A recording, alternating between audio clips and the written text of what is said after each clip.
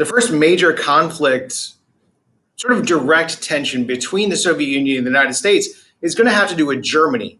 West Germany, this area over here, had been set aside as is going to be jointly run by the United States, France, and Britain. And over the period of a year or so, they kind of form this single entity that is a capitalist, democratic territory. And with the Marshall Plan money, West Germany by 1948 is doing pretty well. The economy's recovered and things are looking pretty good. East Germany is over here, and East Germany is a communist territory. It's run by the Soviet Union. It essentially has a puppet government.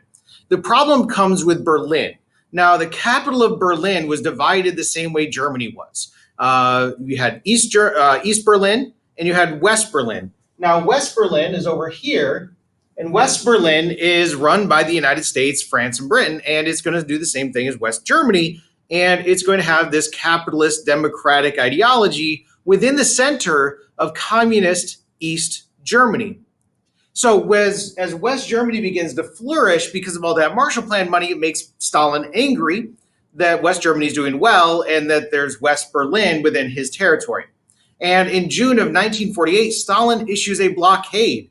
Because of the way that it works, Berlin's a city, they need to get supplies from West Germany. There were rails and roads that would allow the United States and Britain and France to take stuff into West Berlin. Stalin blocks all that. Stalin thought that he was playing a good card here. He thought that the United States wouldn't want to have another world war, so they would stop going into West Berlin, and they would be embarrassed in the world, and he would have a fun victory.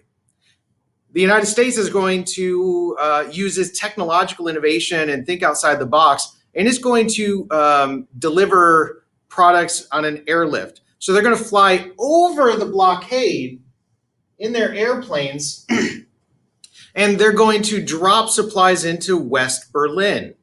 Now, this puts the onus on Stalin. If he wants to shoot the planes down, now he's starting a war, and he doesn't want to fight a war either.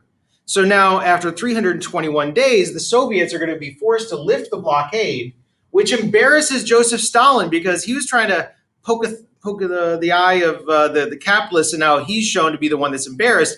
Now he's angry again, and he's going to start building up his conventional weaponry. The United States feels like it needs to build up its weapons, and we have what's going to be called a conventional arms race, where they're both building up tanks and helicopters and guns and all this other fun stuff, and it's going to increase that tension and that boiling point once again.